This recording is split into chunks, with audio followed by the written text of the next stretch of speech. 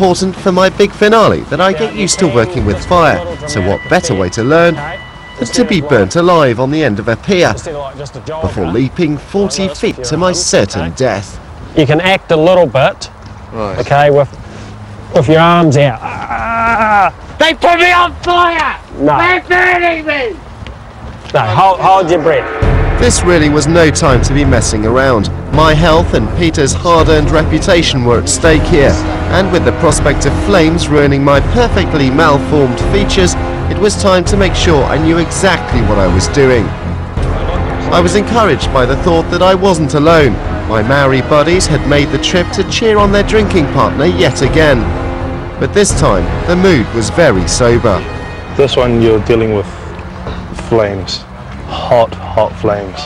To minimise the risk of such a dangerous stunt, Peter had brought in his fire specialist, Mark Angelo.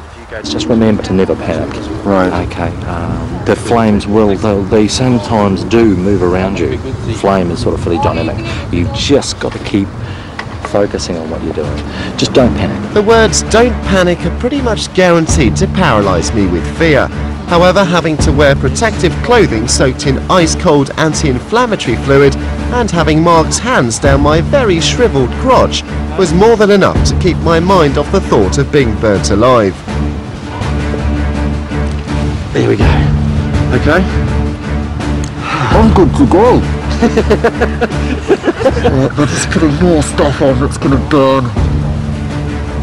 Because we don't want a toxic little flame, we want a good old roaring fire. There we go. Okay, standing back everyone. Stand up please, Ashley.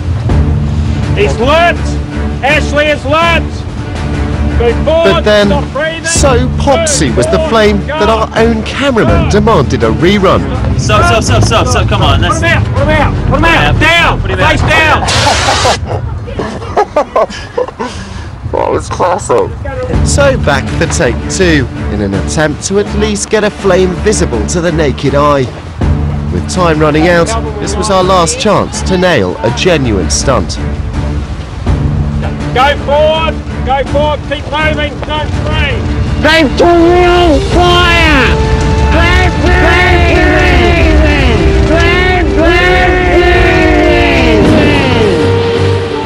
Okay, I'd made it back alive, but what would Peter think of my efforts? Cheers, Peter. Well done. How did it look? Bloody good. Was there enough flailing? Yeah, it was a bit of, especially when you went off, you flailed. Right, good. Okay.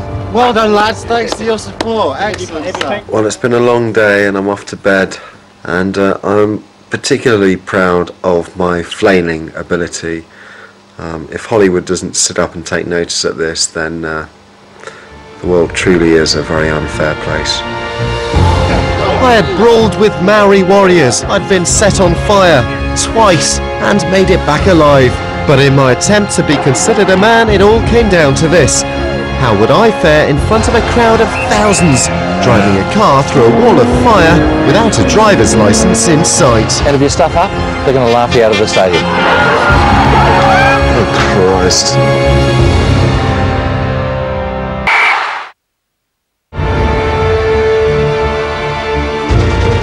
In my worldwide quest to discover the true essence of manhood, I found myself in New Zealand, working as a stuntman. My chosen specialised subject is fire. I've already been transformed into a human fireball. Now I've been given the job of providing half-time entertainment for a crowd of 15,000 baying fans by driving a car through a wall of flames. Problem is, I'm still learning to drive. With one driving instructor still under sedation from my first lesson, I'm in the last chance saloon. If I don't get competent behind the wheel, I stand no chance of success as a stunt car driver. Mirror, signal, brake.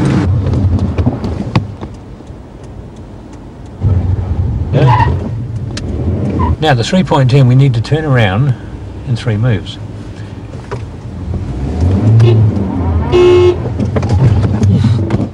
What went? Sorry. Ashley did quite poorly. I felt he needs a lot of work with his coordination. Okay, I think we found that one. I would be quite happy to persevere with him, but it would take time. And money, lots of it. With my driving stunt just hours away, it was not looking promising. And on arrival down at the stadium just a few hours later, things were even worse. It's a bloody disaster. I got up here a few hours ago and people were packed up through the galleries there and they were all coming in, and then the rain just came out of the sky like you wouldn't believe. But we got tomorrow. Oh, we got tomorrow. They've rolled everything over tomorrow night, so it's not a problem. It actually gives us a bit more time to sort of liven things up a bit and give you a bit more tuition. The whole event was a washout for today, but at least the rain had given me an extra 24 hours to prepare for the big stunt ahead. I was determined to use the time wisely and go for some intensive training. Pathetic.